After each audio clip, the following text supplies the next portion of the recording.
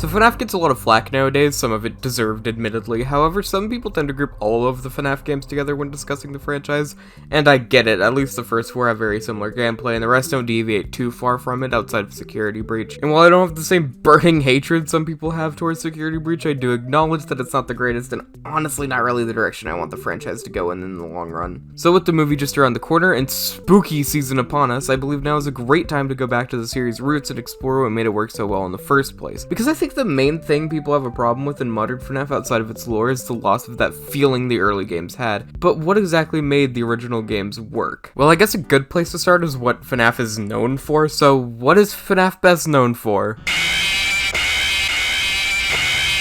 I mean, it's hard to argue otherwise. It's kind of gotten a reputation as a jump scare game. Jump scares also have a reputation of being used for cheap scares, which doesn't help FNAF's reputation if it's just a bunch of jump scares. So what is there to enjoy? But I'm gonna raise a question. Are jump scares actually the most important part of FNaF? Sure, it's definitely known for them, but think about it really. The real question we should be asking here is, why are the jump scares effective? Well, most of the time jump scares are meant to come out of nowhere and scare you. I mean, one of the most famous jump scares on the internet, the Maze game, is just that, an innocent game with a sudden scare at the end. So is that why FNAF's jump scares work? Not really? I mean, a good chunk of the time you know it's coming, you can prepare, but they still work anyways, so why is that? Well, I think it has less to do with the scare itself, but rather the build up to it. As soon as you click that door button, you know your fate. You know they're in your office, waiting to jump at you. Even if you hide away in your cameras, you can hear them breathing. You are stuck, waiting with nothing to do other than prolong the inevitable. Then, sooner or later, I think people take for granted how terrifying it is to have your one form of defense suddenly not work. Most cheap jump scares rely on catching the players off guard by suddenly appearing out of nowhere, and those can work well, but you can see why they would be considered kind of cheap. But FNaF does the opposite. It lets you know, hey, you're gonna die and you can't do anything about it. And I think that's brilliant. So we come back to the question, why does this scare the player if it's not a surprise? We now could say the build-up, right? Well, not quite. I mean, just being told you're gonna be jump scared doesn't do much. Like here, there's gonna be a jump scare in 5, 4, 3, 2, 1. Now, unless for some reason you find my voice wildly unsettling, that likely had no effect on you. So it's not just the anticipation of the jump scare that's scary, there's another factor, which finally leads us to the topic in the video title, atmosphere. Five Nights at Freddy's works to build the perfect unsettling atmosphere for the player to be in, from the first moment you enter the office. The blaring fan, the buzzing lights, and the table shrouded in deep shadows. It all builds an unsettling feeling from the beginning, working to immerse you in this world. It sets the tone of Five Nights at Freddy's extremely well. I know it might sound a bit silly to praise an Office fan, but legitimately, I think this office alone creates a sense of unease. Like, if this was a fucking accounting office or something, do you think it would have the same effect? Or if there wasn't a blaring fan all the time? It helps build a sense of atmosphere before we even see the animatronics. And speaking of which, the camera is also a brilliant way of setting the atmosphere. It not only functions as a game mechanic to the player, but also a way to build the atmosphere. I mean, there's only actually 2 cameras that are meaningful in the gameplay of the game, so the other 9 cameras function purely for building the atmosphere of this location. You might argue, well, they could be intended for tracking the animatronics, and maybe, but the cameras are honestly pretty shit at tracking them. They constantly go out, the visibility is terrible, and all while you're tracking the animatronics, you could be ignoring the one right outside of your door. So if anything, the 9 extra cameras are a detriment to the player, a distraction from the real places you should be looking. But because players want to keep an eye on them, it sets them in a cycle of reducing power through panic. By trying to track these animatronics, which by design are difficult to see through these cameras that drain your battery and distract you, it makes the player chase their own tail, thinking they're being productive by keeping an eye on the animatronics when really they could be at your door within a few moments no matter where you see them on the camera, especially on later nights. So by inducing the cycle of slight panic both through trying to find the animatronics and your power slowly draining, it builds the tension of the game. And while you're flipping through these cameras, it's also building atmosphere. The lighting of the animatronics in nearly every camera creates a sense of unease. Them being constantly shrouded in dark shadows, barely visible through the thick static on the camera, is unsettling. The camera itself being caked in static and having loud buzzing for when the camera moves is also great at building the atmosphere, immersing you in this world. And the moment when the camera feed cuts out, It induces fear, both through knowing that they're coming closer and creating a sense of panic that you can't track them. I think nowadays we're kind of desensitized to the idea of giant animatronics coming to kill you, but genuinely seeing them roam the building and come closer and closer to your office builds the tension extremely well. These lumbering, tall, mechanical, almost lifeless monsters whose only concern is seeing you dead is undeniably one of the things that makes this game scary. I think another thing that's key in building the atmosphere of the game is the audio, and before discussing that further, I'd like to quickly recommend How Audio Enhances the Horror of Five Nights at Freddy's by Scruffy if you're interested in a more in-depth look at how audio works to build horror. Since that video covers the topic so well, I might have to rehash a few points from that here, but I feel like it's an important part of the atmosphere to discuss. The audio of the game is fairly simple on the surface. Add a fan sound, a general horror ambience track, some sound effects, some static, a few footsteps, and the occasional random sound to add a bit more depth, and boom, you got FNaF 1. At least on a surface level. But, I mean, there's a reason people play with the sound off if they're too scared. Sound adds to the horror almost at a base level. I think one of the most important places of sound is the office itself, and the harshness of all the sounds in it.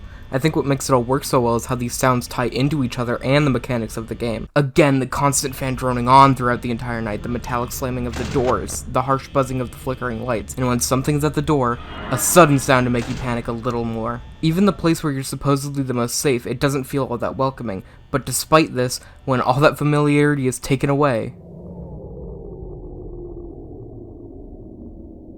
the silence is worse. The power outage when you run out of power is probably one of the best sequences of horror the game has to offer. The way the entire room comes to a standstill and it all goes dark, the seconds of silence only to be broken by Freddy staring you down with you being able to do nothing but watch. Forced to hear the song while praying that the clock ticks over to 6 a.m., the tension rising ever more as the song goes on. Then, a harsh flicker. He's gone. It grows darker. Then, the footsteps. Creeping closer. Silence again. Just long enough for you to almost get comfortable. Then... Not only is that scary on its own, but the added tension from it more often than not being near 6 a.m. makes it keep its tension while you're playing it, even if you've witnessed it 100 times. Sometimes Freddy can go on for a long time, but others he gives you barely any, so the waiting game is always tense. This entire sequence is all built around sound. The few sounds there are, and the lack of them. Without all of this, it would just be a jump scare, but adding this, all of this atmosphere leading up to it, that's what the core of Five Nights at Freddy's is. A part of the sound I believe goes overlooked is the evolution of sounds throughout the night. As more mechanics are introduced and things get more chaotic, the sounds mimic that as well. The first and most prominent sound here to be introduced is on night 3. Not only does this cause surprise in the player, who's likely getting accustomed to the animatronics they're dealing with, but also builds tension by simultaneously intertwining that sound with a game mechanic, that being Freddy's movement.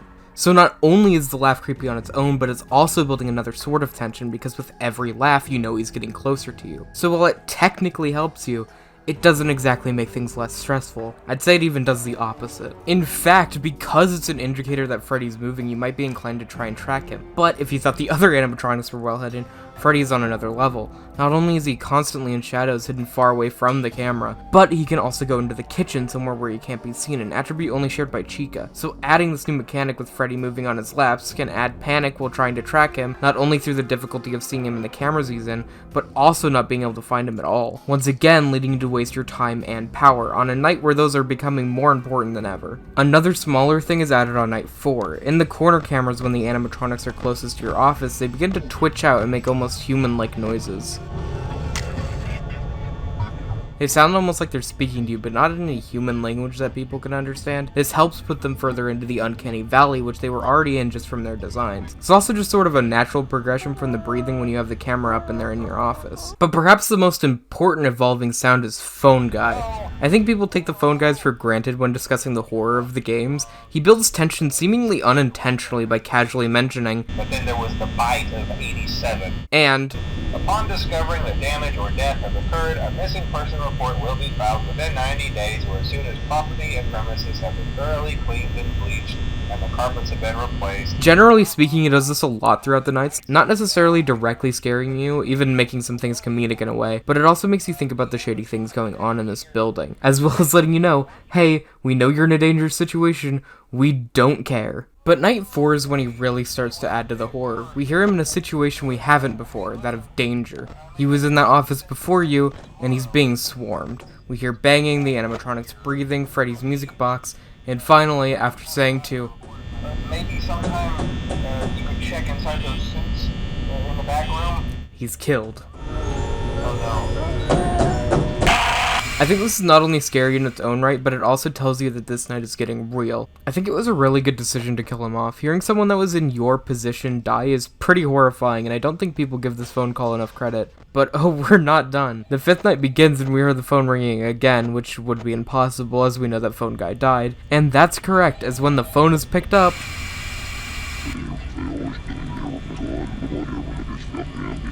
it's the same thing as before. The almost human-like speech that's just beyond our reach of understanding. And then it just ends, leaving you with nothing but the buzzing office fan again. Needless to say, I think Phone Guy actually adds a lot in terms of horror to the nights, even if you wouldn't think so on the surface. He gets you to think, and often our imagination is more terrifying than anything that can be shown to us. But things you can see still can be scary, so on that note, let's move on to how the visuals help the atmosphere. Visually, FNaF absolutely nails the atmosphere. I talked about this briefly before, but The Office is great at building tension from a visual standpoint. Everything being bathed in shadows and the cramped feel of the office makes you feel trapped, which, I mean, you are. It also makes you feel a sense of being unsafe, even in a room that's meant to keep you secured. Everything feels cheap. The lights flicker like hell so you can't see well out the doors, and your only light in the room is a single bulb. Then, moving on to the cameras, that feeling continues. Nothing is well lit, so everything has an extremely limited visibility. Not to mention that one of the cameras doesn't even work at all, and all of the cameras are not only caked in static, but also just lose signal often throughout the night. I think another thing that adds to this is the fact that you don't even see the animatronics move most of the time. I mean, you could see them move from camera to camera, but you never see them walking or anything. And I'm not saying that having them physically move would be bad, but it does add to that feeling that you don't have all the information you need. And then when you do see movement, specifically Foxy running towards your door, it induces sudden panic. This thing booking it right towards you, and you gotta act or you're dead. The other point we see them move is when they're just jump scaring you, and yeah, it works well. Obviously by now we're used to them, but the jump scares do work well for the game and serve as a very scary tension reliever. Them also standing still at your door staring directly at you when you flash the light on them is pretty unsettling, especially how Chica just stands there at the window until she leaves. I think the overall visuals of Five Nights at Freddy's is fantastic at building its tension and atmosphere. It's simple but extremely effective in what it's trying to achieve. So I think with all of this, it's safe to say that the atmosphere is the main horror aspect in Five Nights at Freddy's, which is why some of the games don't really work from a horror standpoint, and why this one in particular excels at it. The rest of the series never really reaches the heights of this game in terms of horror. The masterful blend of atmosphere and gameplay never really gets there for any of the other games. It almost gets there a couple of times, but generally I feel like the masterful use of it in this first game was never recaptured, which is why I think that the games got less scary as the series progressed. For a while, just the sudden jump was still able to make us scared, but now, while there's still a lot of creepy elements in future games, the jump scares themselves don't do much, and I think that's due to the lack of atmosphere, which is why I think the horror elements of future games never quite reach the same level as the original games, with the exception of maybe the minigames, which have some fantastic atmosphere and are still unsettling to this day. FNaF 2 is great, don't get me wrong, I really like how smooth the gameplay is, but the atmosphere outside of those minigames is largely just diminished. Not to say there aren't moments, but it relies on the designs of the animatronic to carry the scare factor a lot more than the actual atmosphere of the game. There's some moments like when the puppet releases or the mask, but generally the atmosphere gets dull really fast and isn't all that scary in the first place. FNaF 3 is a step up from 2, at least atmosphere-wise, but I feel like you never really get to bask in that atmosphere past Night 2 considering the constant interruptions and sounds. The atmosphere just doesn't blend as well with the gameplay. There are definitely moments, but overall it feels a lot more chaotic and less calculated in its atmosphere, which leads to a game I just kinda don't like playing. It's very loud. FNaF 4 would be the return to form I want. The atmosphere is legitimately great, but it clashes so much with the gameplay, it's just not fun. I know it's not a popular opinion, but FNaF 4 to me is just scary in all of the wrong ways. Instead of building tension like the first game, it really does feel like it's fully reliant on the jump scares themselves to scare you, rather than the build-up. And the jump scares are scary, but it just feels kind of cheap, making you listen close and then blasting you with a loud sound.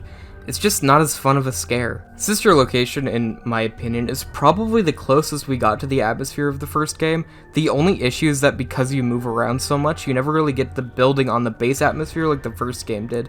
but overall I think Sister Location is quite spooky atmosphere-wise, and the private room especially really does recapture some of the magic the first game had, but it's still not quite there. Pizza Simulator kinda has the problem of FNAF 4, but it just isn't as scary on a base level. The atmosphere is okay, but the jump scares don't play into it at all, and it results in it being kind of unsettling for a little bit, and then it just goes away. The nights technically have build up with the addition of the new animatronics, but they don't do much with that, so it feels pretty static outside of having to just fend off more things. Ultimate Custom Night is not meant to be scary, we are skipping it. Help Wanted is mostly scary due to the nature of VR, and it does have some of that atmosphere the first game had, but it's definitely carried by that VR aspect, which isn't necessarily a bad thing. It really works for what it wants to do, and it works well. It just doesn't really have the same type of scary aspects as FNAF 1. It kind of falls flat in flat mode. Security Breach is not scary in the slightest. It had no scary atmosphere at all and is generally pretty underwhelming in the scare aspect. The brightness of the location and your exploration constantly being interrupted by the stupid security bots makes for an essentially non-existent horror atmosphere, so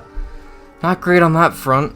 It's unfortunate that FNAF never really fully captured that atmosphere that I like so much from the first game again. It's so important, in fact, that I'd say that without the atmosphere, the first Five Nights at Freddy's would fall completely flat from a horror standpoint. It's not the jump scares that are scary, it's the build up to them. The jump scares are just the sudden and abrupt end to the tension you feel as you're playing this game. It's not the ground that kills you, it's the fall. But there is some hope at the end of all of this. Despite Security Breach itself not being scary at all, its DLC is a glimpse of hope at this long tunnel of atmospheric drought. Despite me not really liking Ruin as much as some other people, I think one thing it does excel at is its atmosphere. The darker location, the darker tone, and especially the sound design show that Steelwool has the capability to make an atmospheric heavy FNAF game again. I genuinely think that if they took the strong atmosphere they have from Ruin and made a more classic style FNAF game, or just did the whole story thing right, they could recapture at least most of what made FNAF 1 scary in the first place. If they're doing that rumored Fredbear's game, then I'm all on board for it. I just hope they lean into the atmosphere. So with all that said, I hope you can see why I think the atmosphere is so important to Five Nights at Freddy's, and it's why the first game still manages to be unsettling to this day. And I think it will remain that way for years to come. Hopefully someday another FNAF game will fully recapture the atmosphere in the same way that the first game did. And with the way things have been going, I think it's more likely now than ever. And that's all for today. I hope you enjoyed this look back at the first Five Nights at Freddy's game. And remember, keep an eye on your power.